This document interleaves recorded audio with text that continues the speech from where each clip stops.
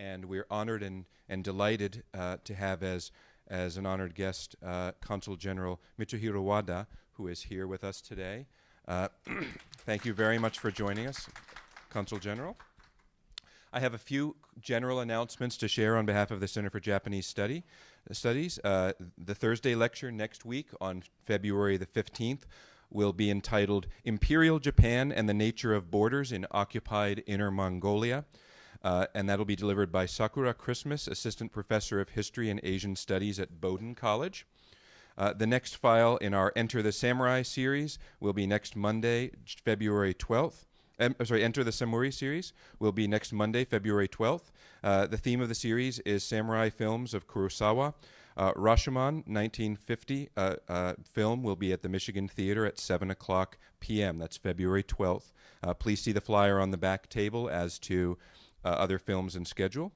And last announcement is that the Consulate General of Japan has provided a survey at the back of the room on the table that you passed when you entered. If you could kindly collect a survey and fill it out, we'd be very grateful. It helps, of course, in their planning for future events. We're again very grateful to them for co-sponsoring this one. And we're pleased to be able to welcome Dean and Professor Shujiro URATA, who is Dean and Professor of Economics at the Graduate School of Asia-Pacific Studies at Waseda University.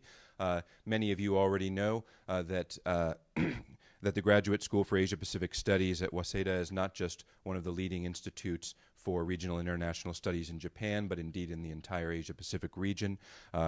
So we're very privileged to have Professor Urata here to share his insights. Among his many roles and affiliations, he is a specially appointed fellow at the Japanese Center for Economic Research, a faculty fellow at the Research Institute of Economy, Trade, and Industry. He's a senior research advisor and for the executive director of the Economic Research Institute for ASEAN and East Asia, which is located in Jakarta, Indonesia. Professor Urata got his BA in economics from Keio University and his MA and his PhD in economics at Stanford here in the States. He's a former research associate at Brookings Institution and an economist at the World Bank. He specializes in international economics and the economics of development and has held a number of important research and advisory positions, including serving as a senior advisor to the government of Indonesia, a consultant to the World Bank, OECD, and the Asian Development Bank in Manila, as well as to the government of Japan. So we are graced with the privilege of being able to learn from someone who has both outstanding academic credentials and extensive and diverse practical experience in international development policy. Professor Urata has published and edited a number of books on international economic issues, as well as many articles in top professional journals. Publications in English include a co-edited volume by Routledge entitled Multinationals and Economic Growth in East Asia, a co-edited Free Trade Agreements in the Asia-Pacific published by World Scientific, and also by Routledge a 2012 volume entitled Economic Consequences of Globalization, Evidence from East Asia. And so today's topic will draw on Professor Urata's wealth of expertise in a number of these areas. You see the title before you, Japanese Economy, Successful Recovery, Challenges, Foreign Policy, and U.S. Relations. I hope you'll all join me in welcoming Professor Urata to Michigan, and we look forward to his address.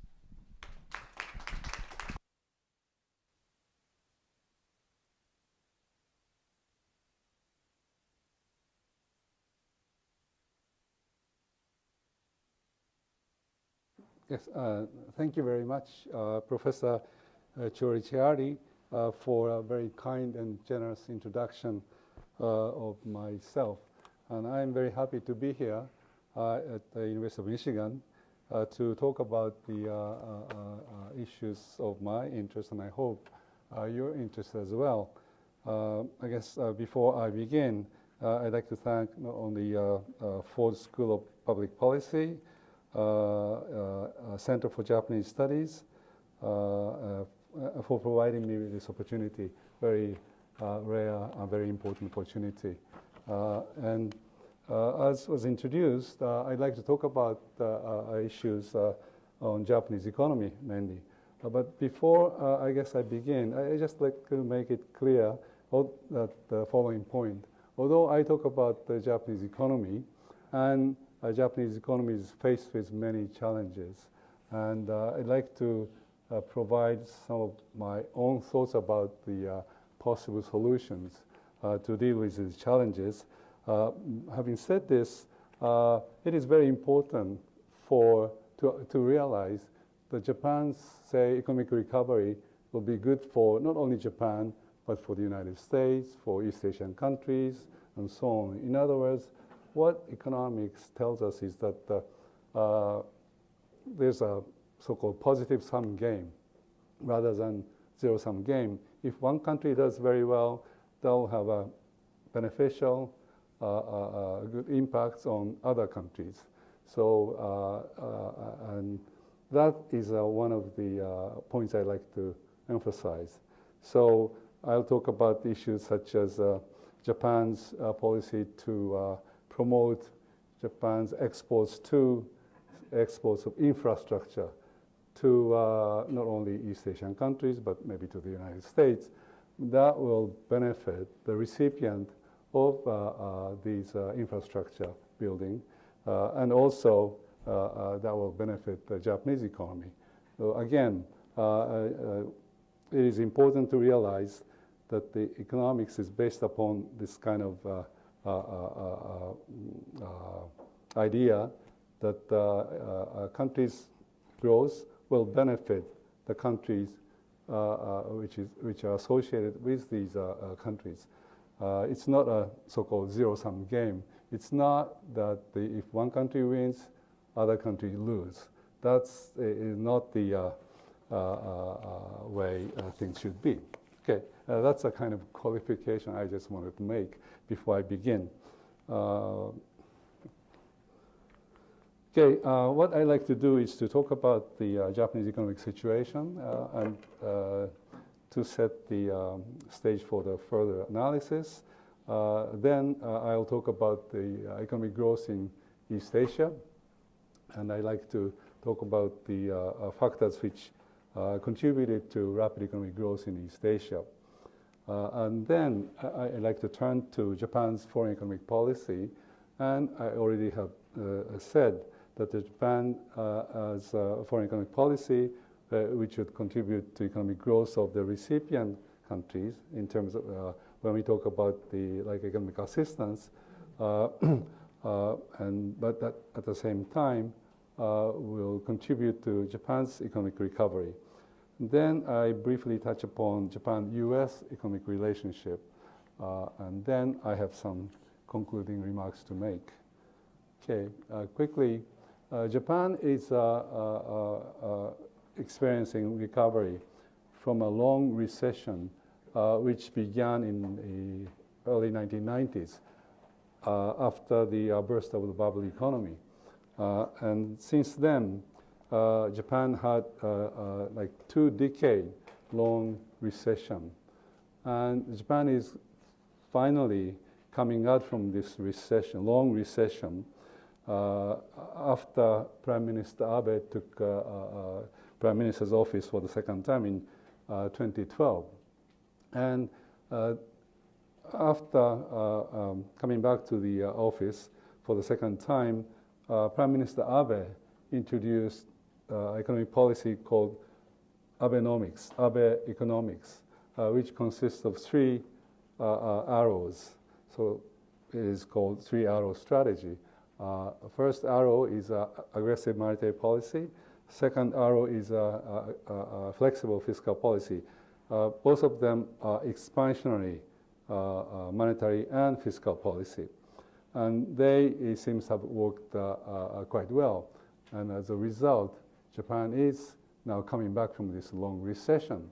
Third arrow is very important arrow, which is called growth strategy, which consists of pursuing free trade agreements, which I'll talk about in a minute, and also structural reform in domestic market.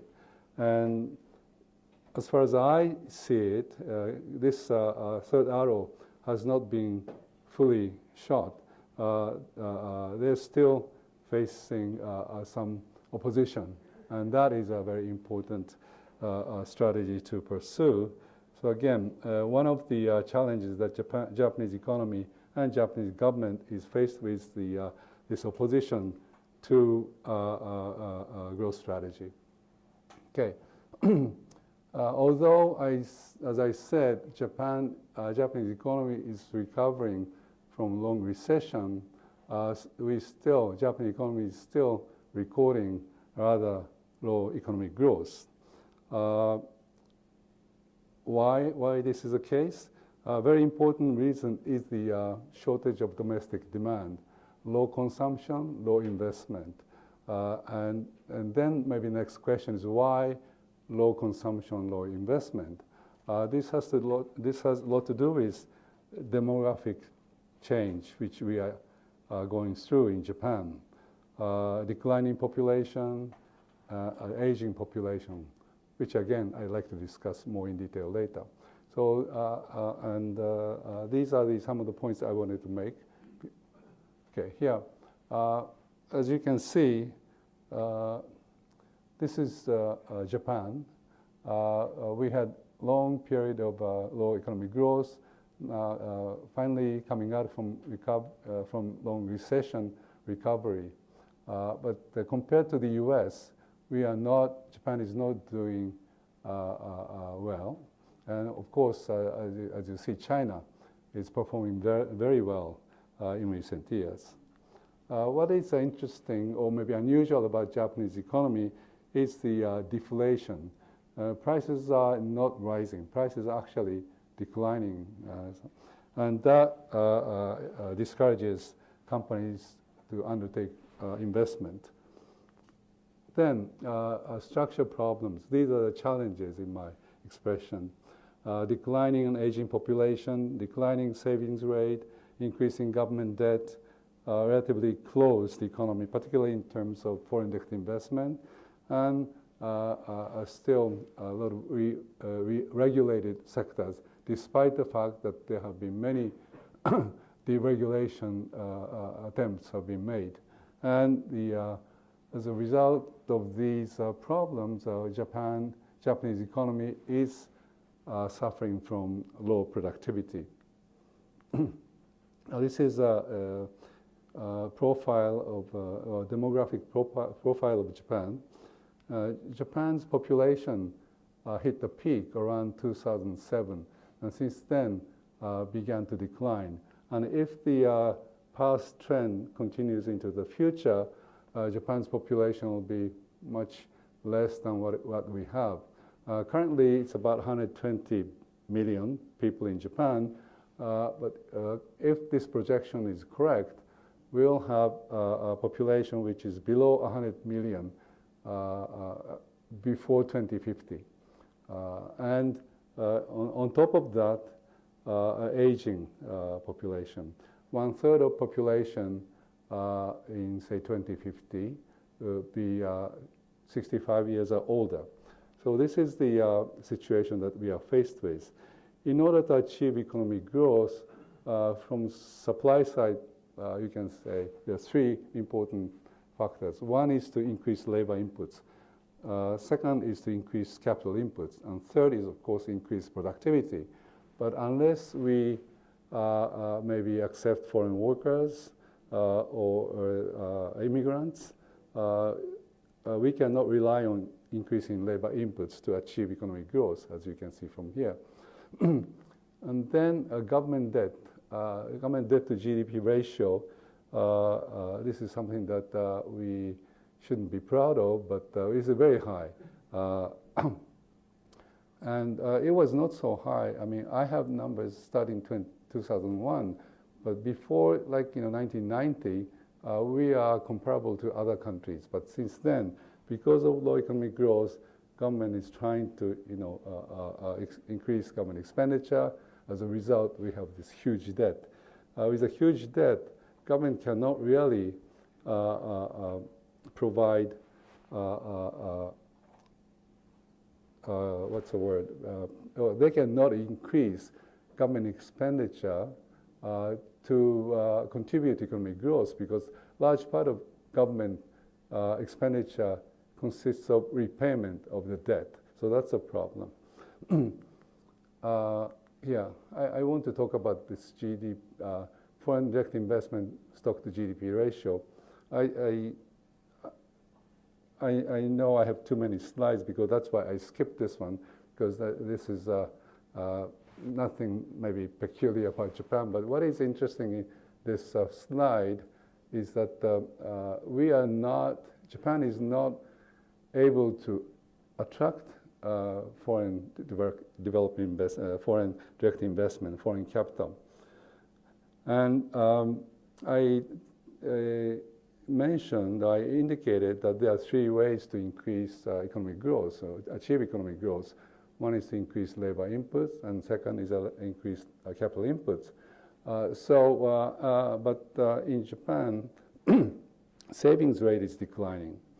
So we cannot really expect a domestic savings to be supplied to be used for investment. So we have to rely on foreign investment, foreign capital to finance Japanese investment.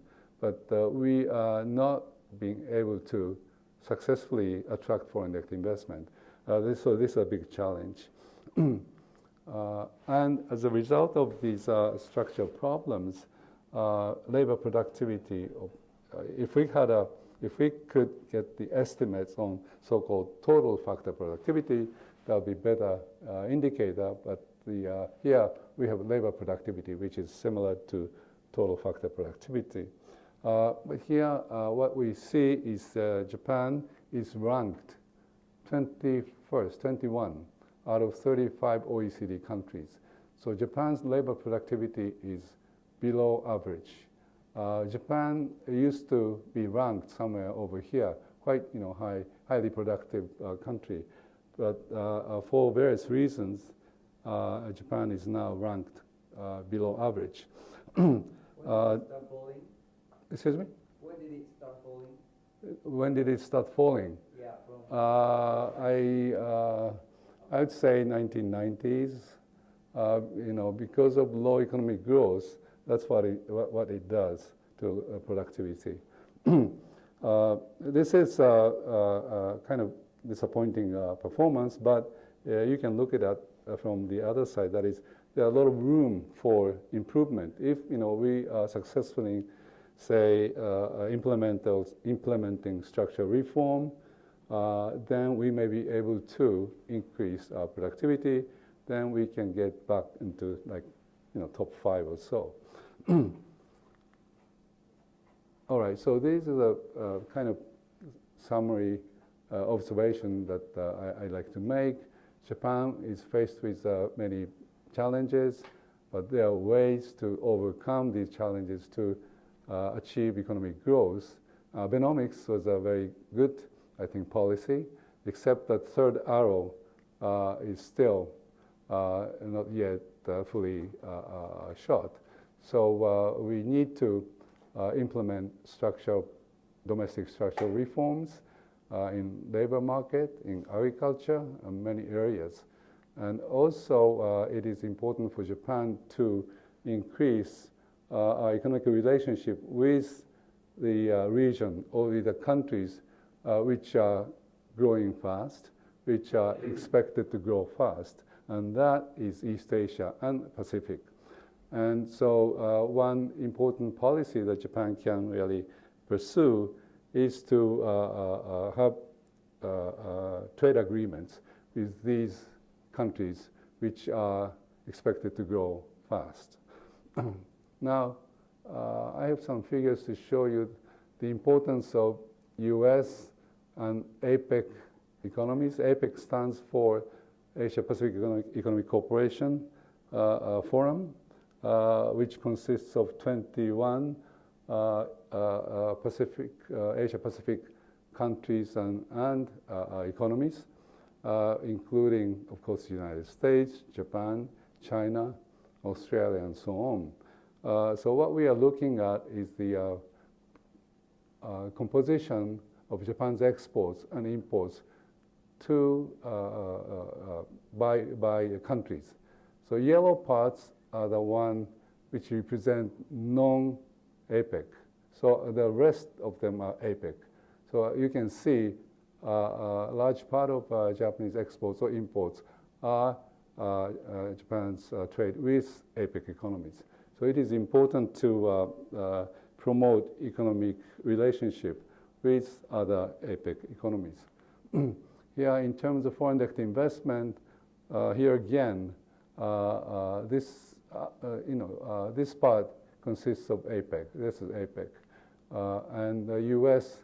Is a very important country for Japan's outward FDI as well as inward FDI. Let me quickly review the growth performance of East Asian countries.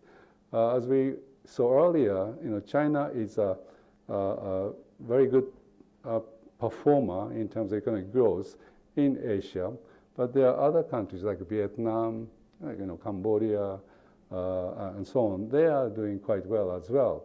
And then the question is, why are they doing quite well in terms of economic growth? One important factor which I think is the expansion of foreign trade and foreign direct investment. In other words, these countries are getting involved with the other countries through foreign trade and foreign direct investment, particularly the formation of so-called production network, global supply chains, value chains, and getting involved in these value chains, supply chains or production networks is a very important reason for East Asian countries for achieving economic growth. And production networks, global supply chains, they have been formed because of the strategy by multinational corporations called Fragmentation Strategy. Under this strategy, multinational corporations break up the entire production process into various processes and then locate one of these processes into a country or a region where the particular process can be done most efficiently, and then link them through foreign trade. And formation of this kind of a network and getting involved in this kind of network really contributed a lot to economic growth of the region. This shows the increasing importance of trade and FDI for APEC economies, as you can see, upward trend. And another important factor is the increasing importance of intra-regional trade. For APEC economies, close to 70%, maybe 67% of their trade is done with other APEC economies. And that ratio is higher than what you observe in the EU. So again, Asia-Pacific economies have increased their intra-regional dependence.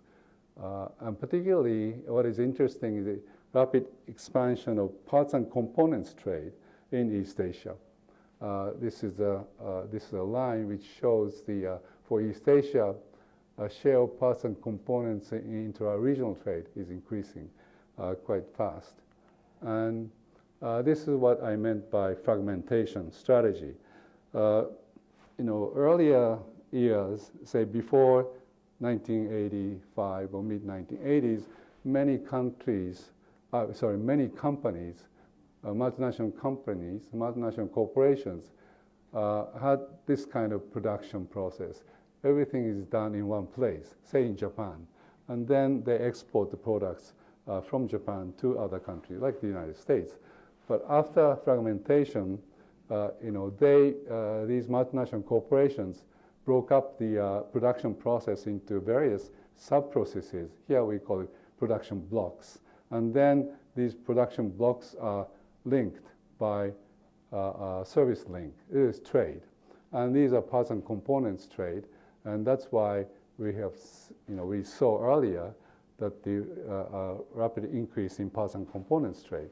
And of course, why did multinational corporations start pursuing this kind of fragmentation strategy. One important reason is the sharp rise of Japanese yen in mid-1980s, followed by sharp increase in value in Korean won, Taiwan dollars, and so on. So because of a change in exchange rate, multinational corporations thought it is in the interest of their business to break up the production process, particularly in the manufacturing sector, machinery sector, like automobiles, like electronics. And this is how they could achieve efficient production, efficient distribution.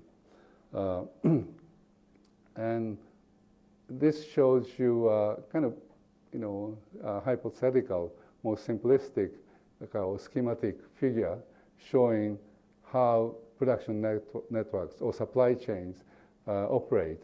In North America, rather straightforward.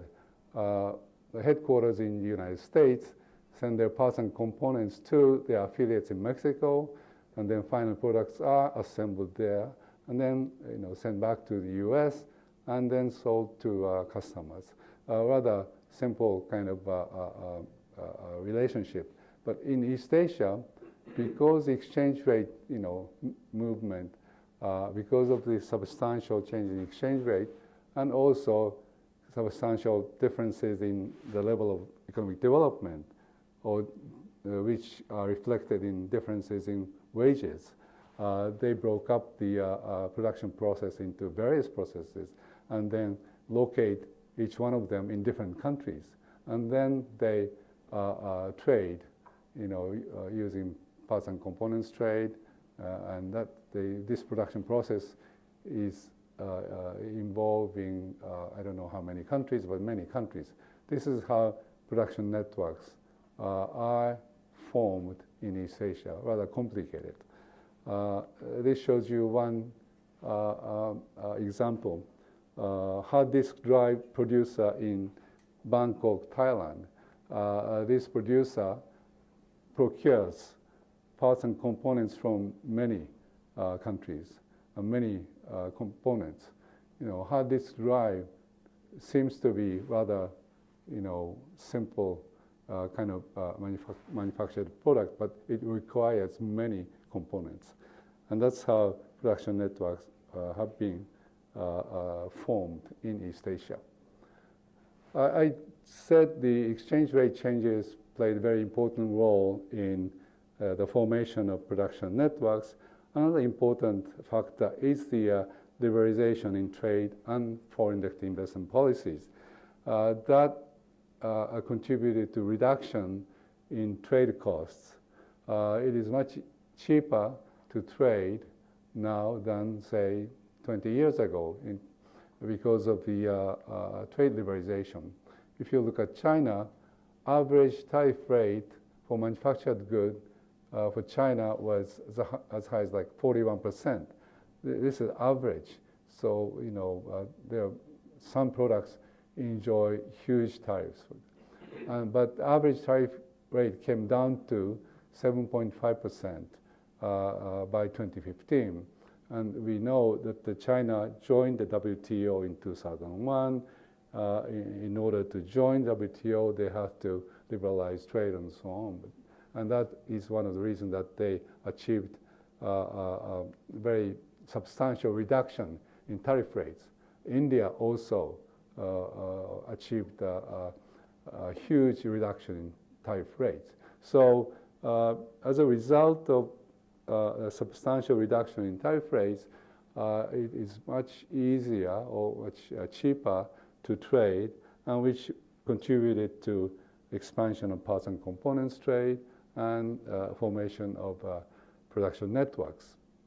Now, so far I kind of try to explain to you how East Asian economy achieved high economic growth, say, through being involved in production networks. And that was possible because trade regime, FTA regime became more liberalized. And so that kind of, phenomena, what I mean by this is inter-regional trade. Inter-regional trade is expanding very fast. In other words, regional integration has been promoted in East Asia. That in turn contributed to economic growth.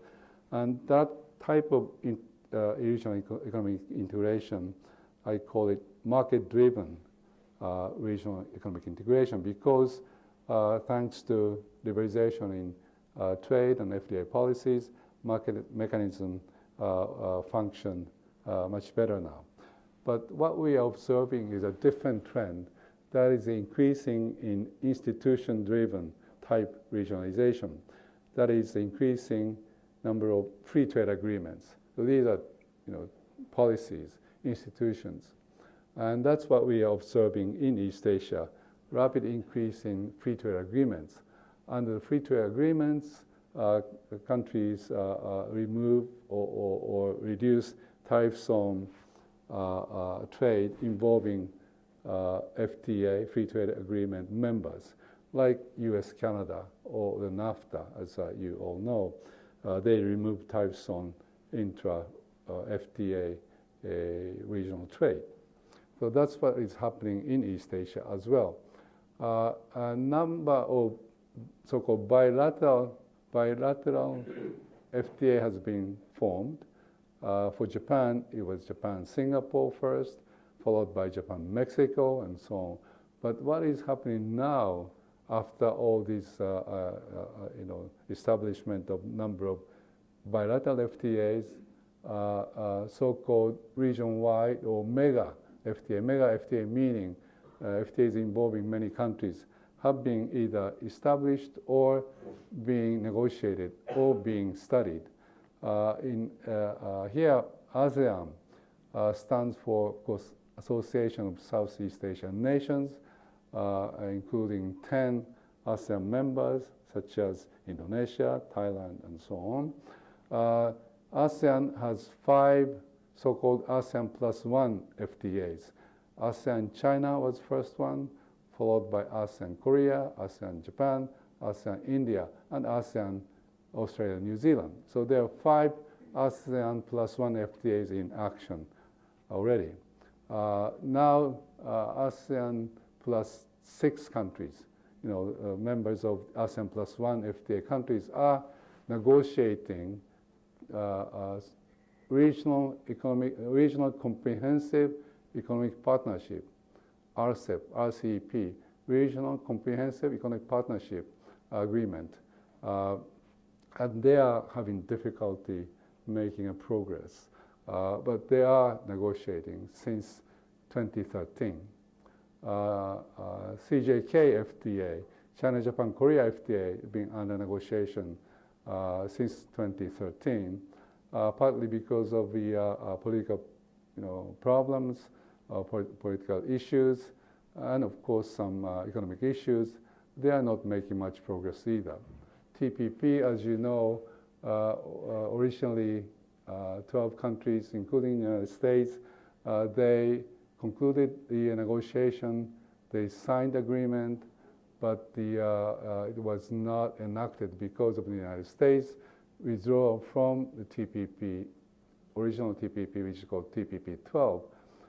So now TPP 11, which exclude the United States, have been discussed and now more or less agreed upon, and they are planning to have a signing ceremony on March 8th in Santiago, Chile. So TPP 11 is pretty much done. I'll talk about these FTAs more in detail in a minute. And then free trade area of Asia-Pacific, FTAAP. This has been proposed by the US government, as a matter of fact, in 2006. And since then, this is under study, not yet in negotiation. There are like feasibility studies which has been done already, and they're still doing some feasibility study. So this is a very brief, sketchy outline of the mega FTAs in the Asia Pacific. I and what is interesting, there are many interesting developments, like TPP first, and which kind of triggered negotiation RCP, and they were kind of competing, so to speak, each other. But now that the TPP 12 is out, TPP 11 is in, pretty much done. The question is, what is the next step? And here I just, okay, TPP 11 is pretty much done. And so what's the next step that I'll discuss in a minute. But before I do that, I wanted to talk about the special characteristics of TPP. Very often it is called high-level FTA, high-level meaning high trade and FDI liberalization level, and very comprehensive coverage of the issues. Here we are looking at the tariff elimination proportion. In other words, in terms of number of products, there are about 10,000 products to be either traded or being traded for many countries. So out of 10,000, Japan or Japanese government agreed to eliminate tariffs on 9,500 products. But 500 products are still remain as excluded from this agreement. Japan is an exception. When you look at this, many countries have committed to liberalize, completely, and that is the special characteristic of TPP. Very high level of trade liberalization. And what about issue coverage? TPP has chapters on these items. And RCEP, which I mentioned earlier, Regional Comprehensive Economic Partnership, which has not been concluded, so we don't know exactly whether RCEP covers these items or not. But according to many sources which we can get access to, they are short of TPP in various aspects. Particularly important ones are like state-owned enterprises.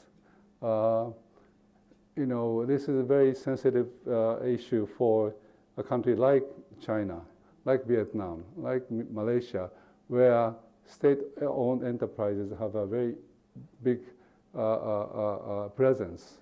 So that makes it very difficult for RCEP countries to include items like state-owned enterprises, labor, similarly, environment. So TPP is more comprehensive than RCEP.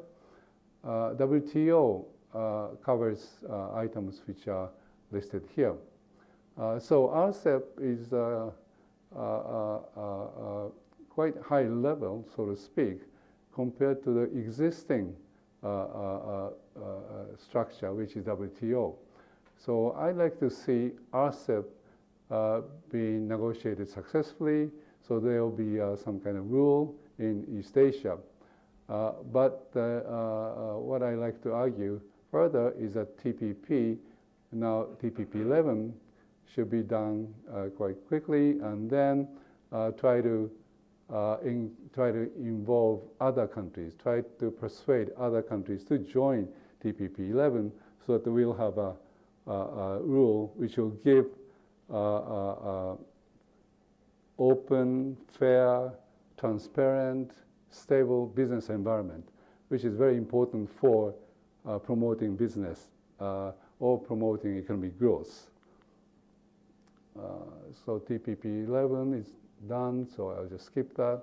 Why TPP 11? Some observers say US is out.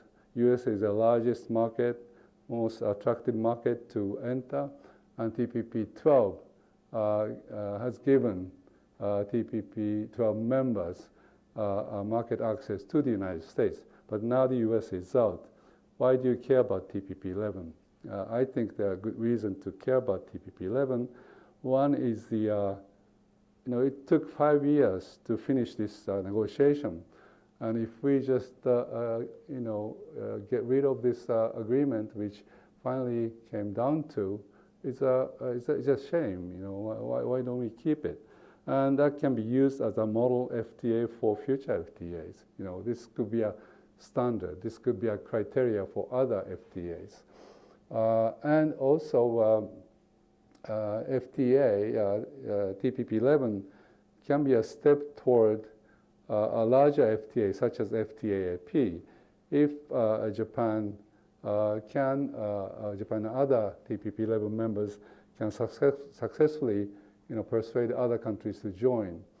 And here, this is a bit sensitive comment that I make here.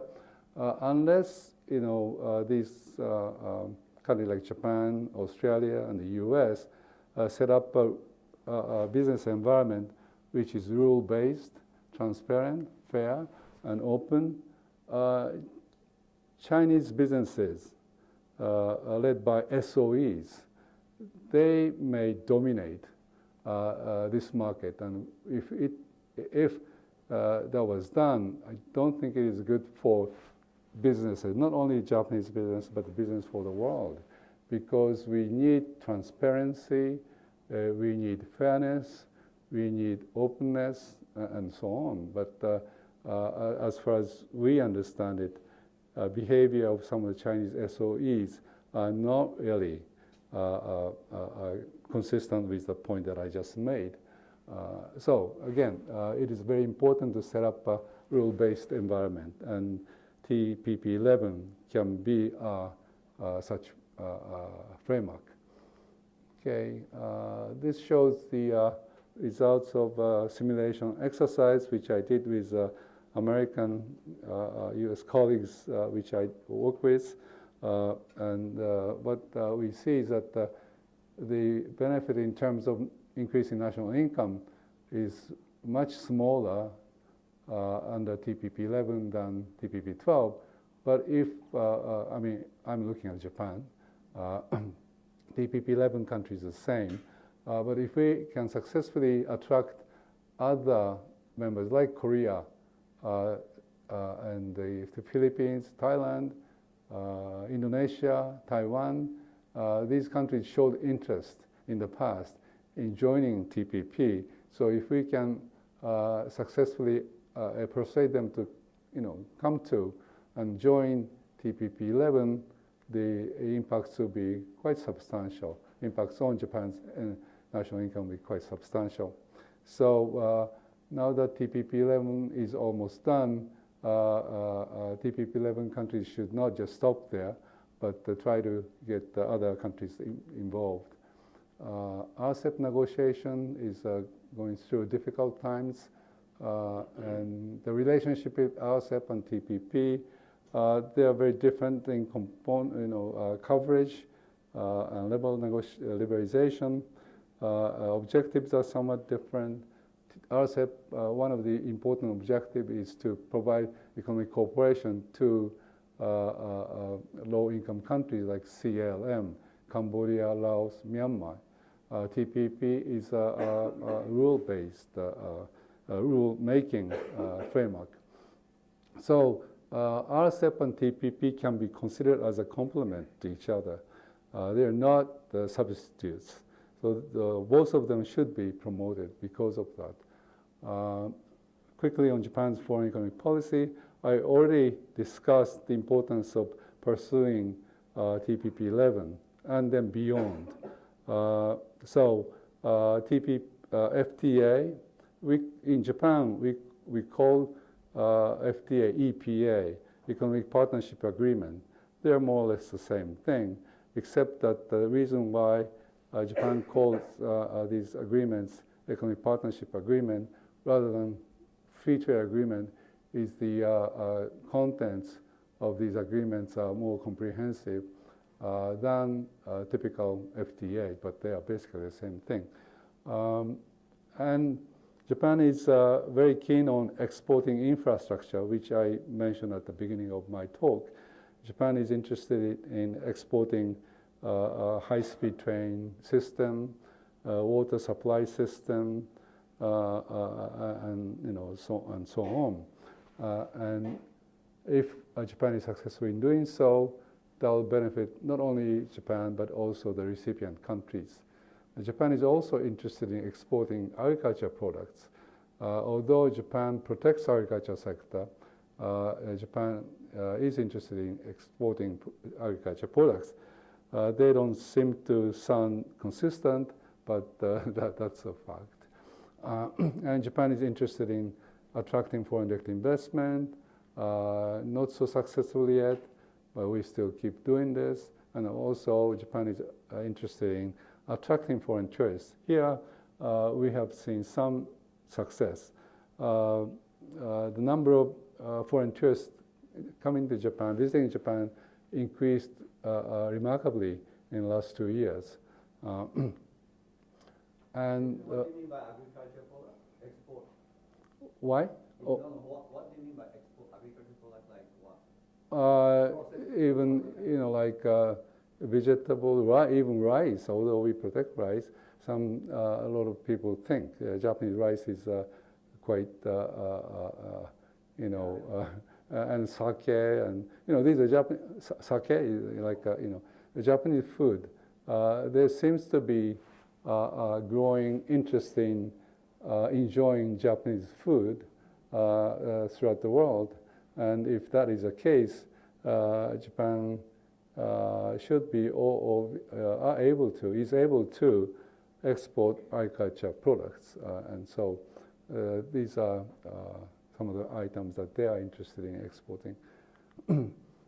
Okay, FTAs, I already talked about FTAs. Japan has 15 FTAs in action, negotiating some, but the number of FTAs that Japan has so far is quite a few, but in terms of so-called FTA coverage ratios, which indicate the proportion of Japan's trade or the country's trade which is done with FTA members.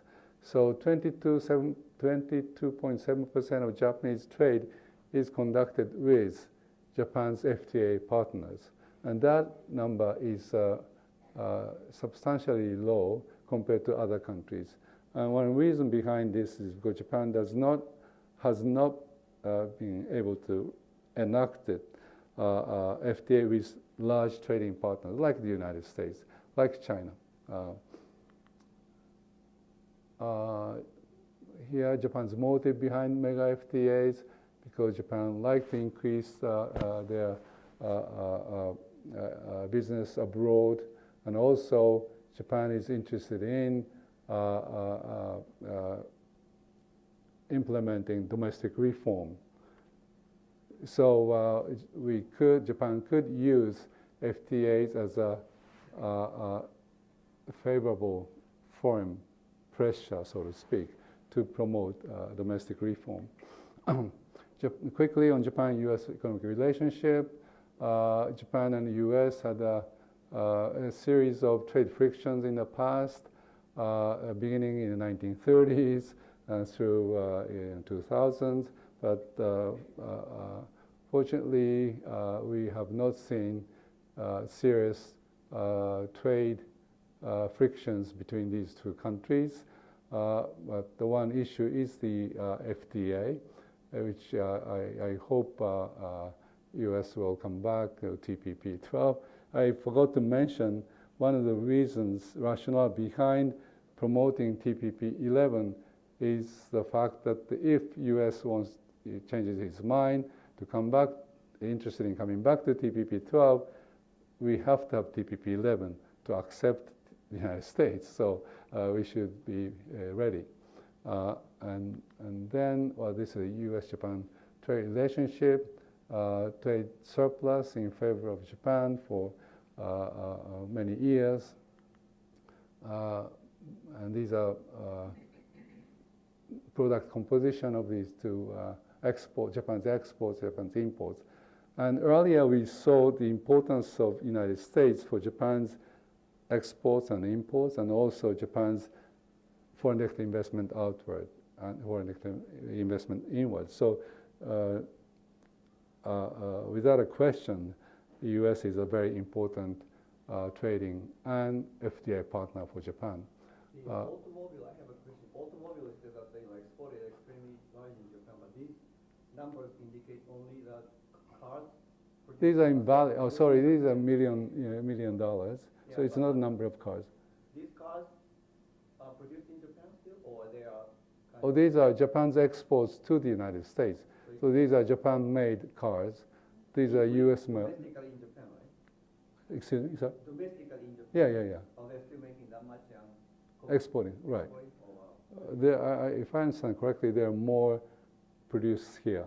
I mean, yeah, I understand right? that after the pressure back in 1970s and But still, yeah. Made so much factories outside on the U.S. And still, they are exporting. Airplane? They don't make a good one in Japan. Japan does not really, I mean, we import a lot of, Boeing and, these are big, value, these airplanes, yeah. I didn't see any numbers. I mean, that's why I said not available, I guess. But numbers, the real number is very small, if not zero. I don't think it's zero, but it's a very small. So import in raw material, that is mainly energy? Here? No, third line from the raw material. Right.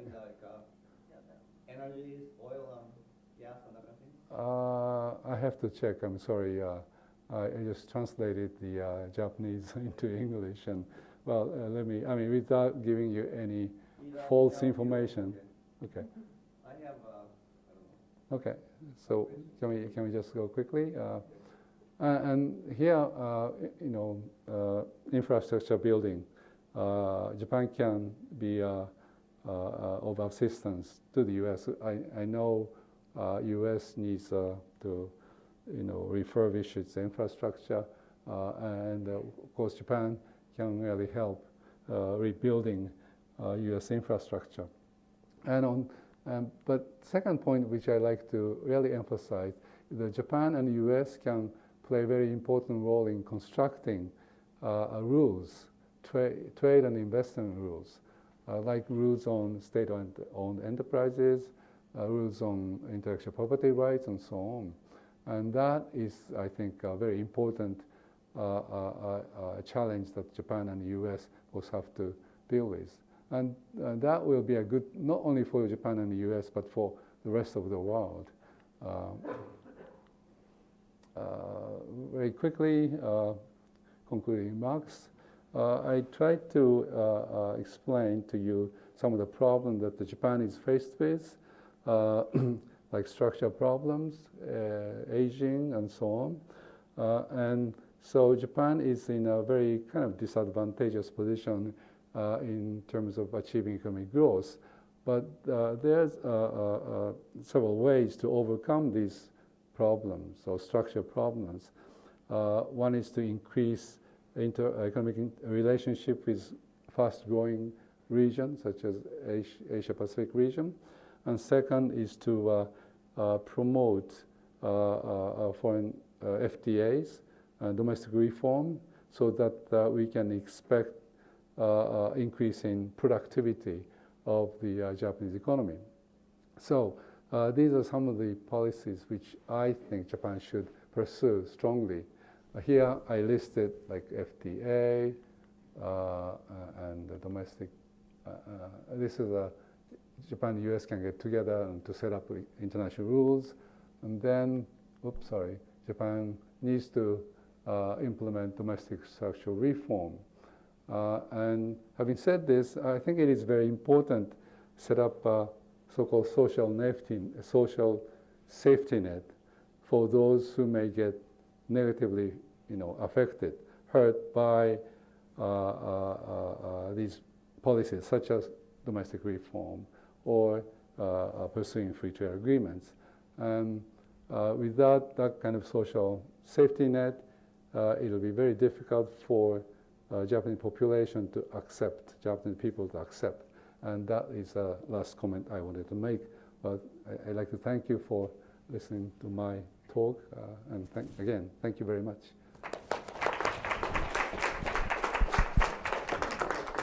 Thank you very much, Professor Urata. We have a couple of microphones. We'd like you, when you pose a question, to please speak into the microphone so that the question can be audible on a video recording.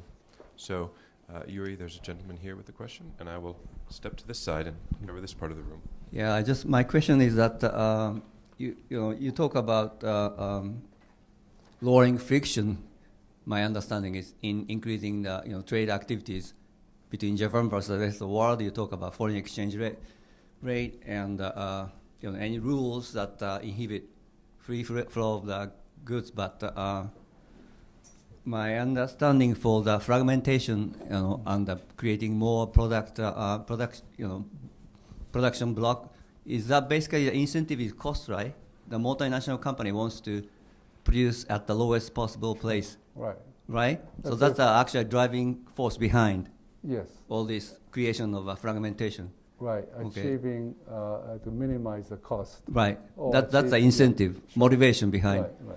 So you just the less friction you have, whether it's the exchange rate or more rules which is enforceable, the higher activity.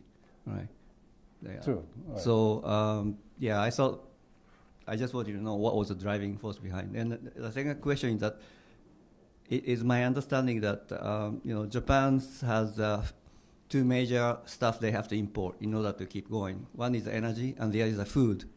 So how does the country pay for it? Back in 1960s and 70s when Japan was growing, it was because we had excellent product export. Our labor, diligent, hardworking, precise.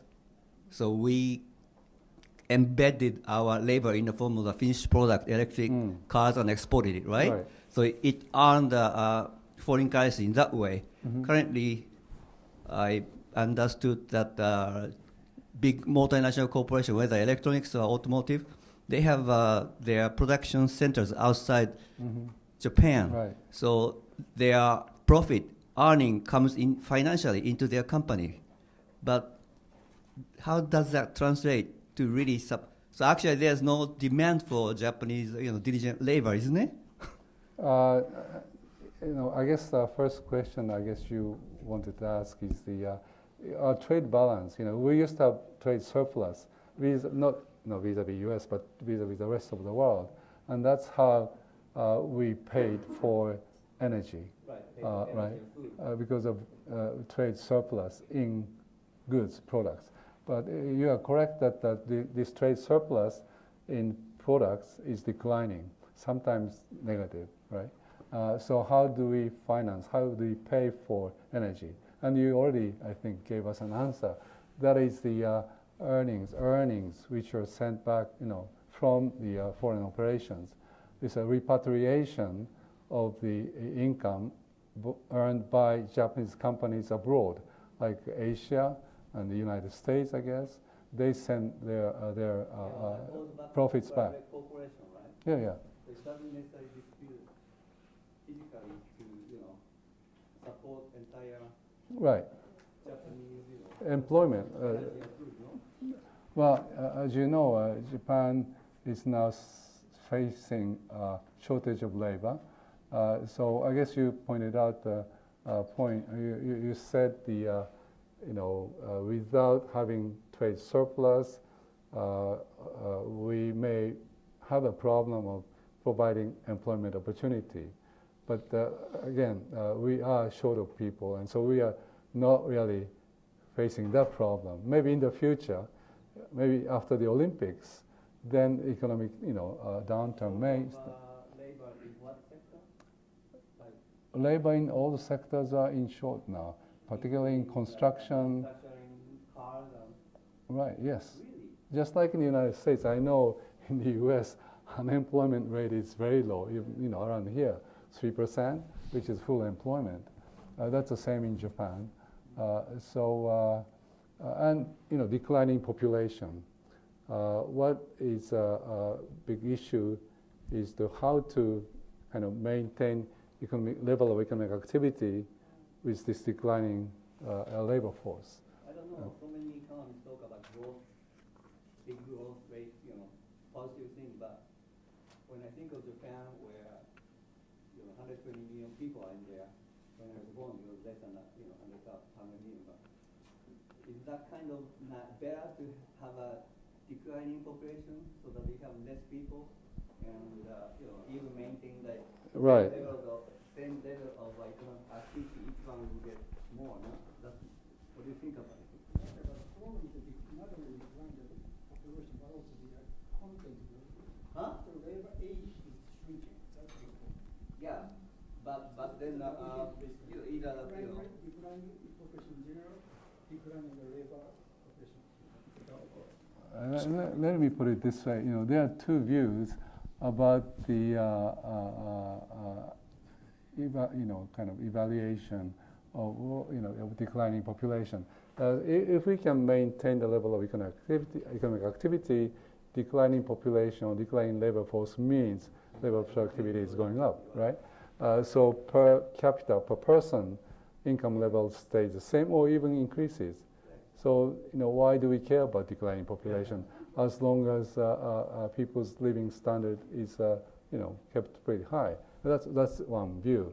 Another view is that in order for a country to remain influential in international economic arena, you need to have a absolute value, absolute size.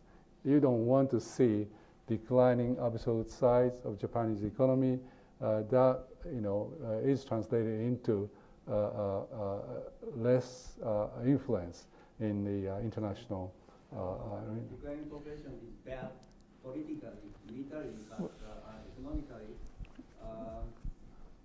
you can have a great influence through economic activity if Japanese come up with other creative ideas. It's more like a first, physical force, like number.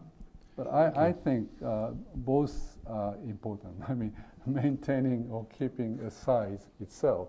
If we can achieve these two goals, that's the most desirable, I think, outcome.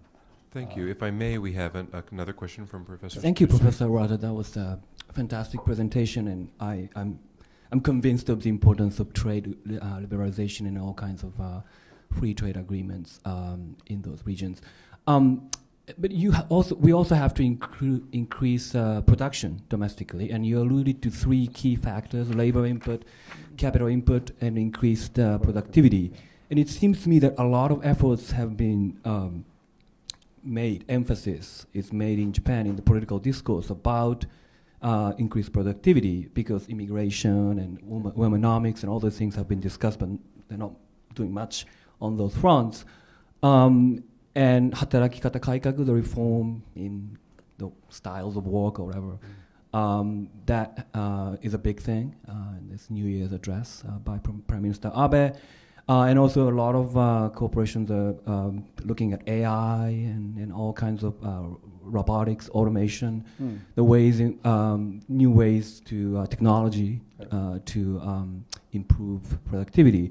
So I'm wondering if you could speak to a little bit about what kind of efforts have been made and what seems most promising among those efforts in terms of increasing productivity. I think you already gave us an answer.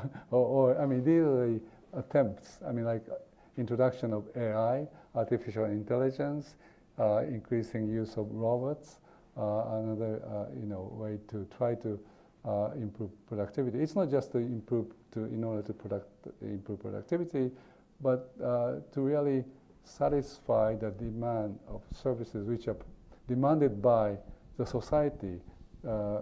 Like I said, there's a shortage of people. So some of the services cannot be provided sufficiently, like medical, even like medical cares, nursing cares, and these can be provided by artificial intelligence or robots and so on. So there have been, I think, lots of attempts. I'm not quite sure how effective government policies have been in promoting use of AI and robots. I'm sure that there have been some kind of preferential treatment, maybe in terms of subsidy, which is provided for the activities which will promote this kind of, artificial intelligence, robotics. But still, I think we are, government, like other companies, are kind of struggling to find out the ways these new technologies, Industry 4.0, they've been discussed, they've been talked about, but they are still, again, struggling really to see how these new developments can be really implemented, practiced. That's as much as I can maybe tell you. I think they are still looking around and see what happens. Yeah. I think AI is a long. Sorry, I believe we have another question. The gentleman in the blue. Thank you. Thank you. I have two questions. One is when you pointed out the debt. Debt, government debt? Government debt. Yeah. Is this to international banks or to Japanese banks? Japanese. Okay. So. Well, let me say this. Japanese government owe debt to mostly Japanese people. Not all of them, but mostly Japanese. I understand. So it's a local debt, right. in a sense. My other question is, first time I went to Japan, I didn't know anything about Japan, and no advertisement. This is maybe 12 years ago. Mm. And it has improved a little bit. But Japan itself, as a place to visit, is as exciting as Paris. I mean, Tokyo is just as good. But it's not expressed that way. I see. Do you see? So, and there is not an effort to do that. Also, that these are all numbers. You described is a quantity. But the exquisite thing about Japan is quality. This is not, we are not talking about the numbers. We are talking about one of a kind of a thing. Okay. And that is not expressed. I think you raised very good, important points. First, government debt. Coming to,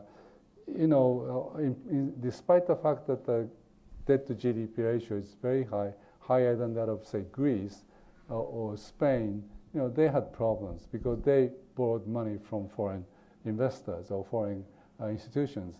So they were at the risk of, withdrawing this kind of the repayment and so on. But so as far as Japanese investors are happy with the holding their debt, then no problem. But if they become more internationalized, then they may shift their debt, asset from Japan to outside, then that may lead to a problem. That's number one.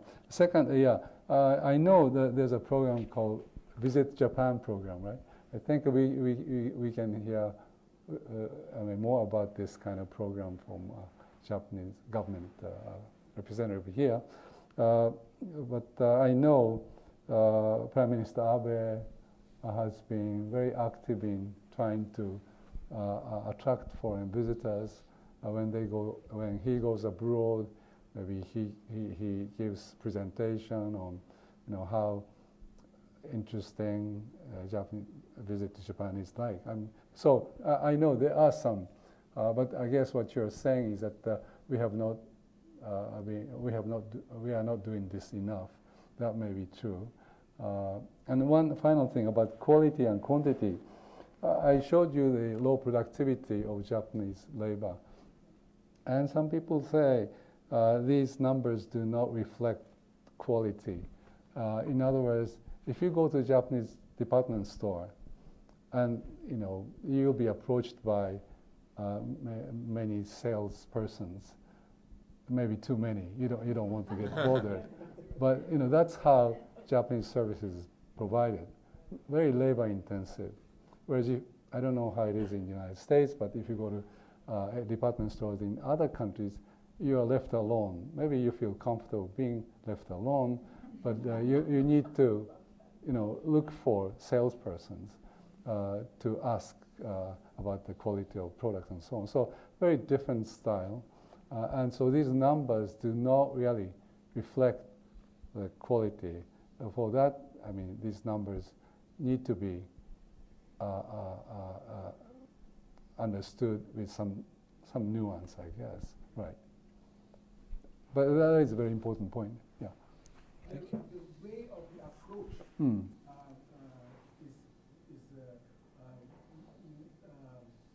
does not emphasize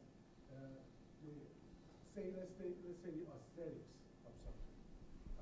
It's not emphasized. What does this represent? What is the history of this? We have it in the museum here, for example, objects and so forth. There used to be a tea room disassembled somewhere. Those aspects of the culture, if they are presented in a context of a university or other, then it attracts, gets into the educational system so that there's an understanding that you buy a product here, it's related to that, to those objects that you know. Even cars are not emphasize this quality. It's like this is better than Cadillac or something like that. Okay. All right. Thank you very much for these. We have a question here. Thank you for your presentation. My question is why foreign direct investment toward Japan is so low, and how can the government or Japanese people attract more foreign capital to invest in Japan? Very, very good question. And I didn't talk about the reasons why we have low direct investment inward. And as a matter of fact, I chaired this committee. This is a government committee, which tried to formulate the policies to attract foreign direct investment. And so I have done some work on this. According to foreign companies operating in Japan, they list some of the problems that they're faced with. One is a very high labor cost, high office rental cost, because of very small land and many demand for business. So cost factor, a high cost of doing business in Japan. And another one which may interest you is the foreign companies have difficulty finding appropriate personnel. I mean, those who can communicate in English, do business in English. So this is one serious problem that many companies are faced with. And some other problems are like shortage or limited number of international schools.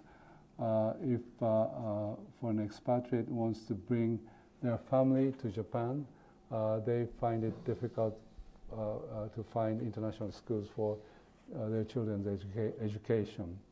Another thing is like getting, in the past, getting like permanent residency in Japan was rather difficult. I mean, in other words, if you want to really, stay in Japan and work in Japan, you like to have a permanent residency. But here, we changed the policy. In the past, it used to be, you have to be there for like 10 years before applying for a permanent resident. But now it's down to 1 year, thanks to, I guess, some contributions from this committee that I just mentioned. Because this is a kind of issue that foreign companies raised, and we responded to some of these, requests or problems that they're faced with. So first, doing cost of doing business in Japan is high, and then like education for the children, getting visa, a working visa for their spouse. It is very typical, I guess, for non-Japanese to come to Japan, say, with a couple, with a spouse, and very often this spouse is a professional. So spouse, either husband or wife, like to get a work, to get a job to work, but it is not easy to get a working visa for spouse in Japan. So these are some issues related to maybe immigration. I guess that's about, these are some of the major, I think, obstacles in attracting foreign direct investment. So this is something to do with people's movement.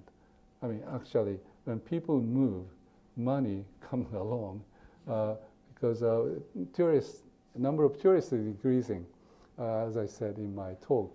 And now hotel business, capital in building hotels, operating hotels to serve foreign tourists is increasing. So that's foreign direct investment.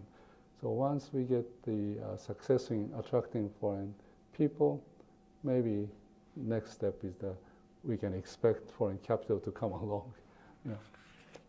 So out of the 4 factors, what's the largest? Sorry, could we get a question here? We've had some people with hands up. Thank you. Thank you so much for your talk. So you showed that diagram of the supply chain in Asia Pacific countries versus in, like, say, the U.S. Was that specific to a particular sector? It looked like electronics, or was that? Oh, this electronics mostly. Okay. Is that applicable to other sectors, or? Electronics and automobiles are the typical ones because they, require many parts and components. But similar, maybe, kind of schematic figure can be drawn for maybe textiles. Although textiles seem very simple, it has fiber, fabrics, and many different processes.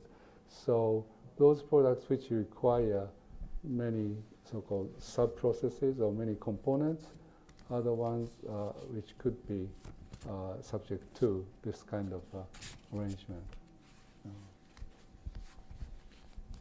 Thank you. I believe we've got time for one more very quick question, and then we'll wrap up. Thank you. Let me hand you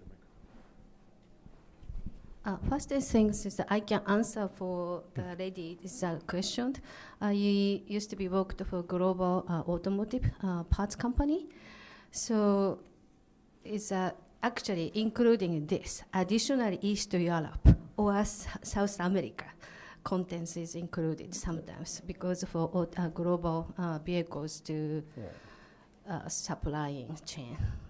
So that was a bit crazy to how to supply which continent or how to parts we produce where is the most effective cost and logistically. So that is actually much more big diagram possible this is, to simplified. But actually, I have a question too. Sorry, I have a question about the, yes, okay, sorry. Yeah, question for FTA, a couple questions. My understanding. One question. Okay, yeah. Is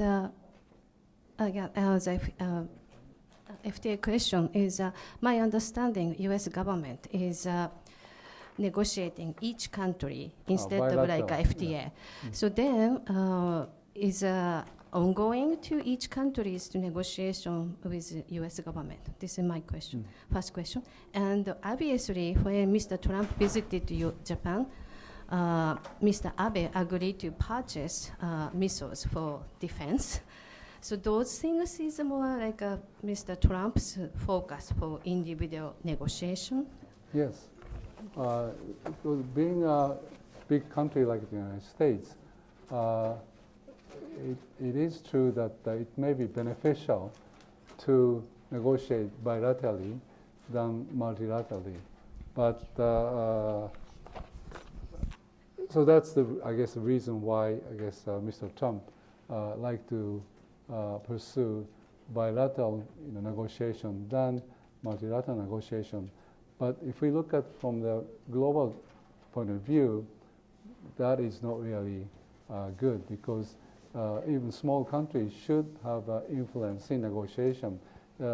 Small countries shouldn't be pushed around by large countries like the United States. So in order to avoid, in order to give fair share of negotiation or negotiating power, WTO was set up, GATT, General Agreement and Types and Trade has been set up. So give more equal treatment. That is very important. So I understand why Mr. Trump is doing this, but it's not good for the world as a whole. Thank you all very much for coming, and please join me in thanking Professor Urata for an enlightening presentation. Thank you.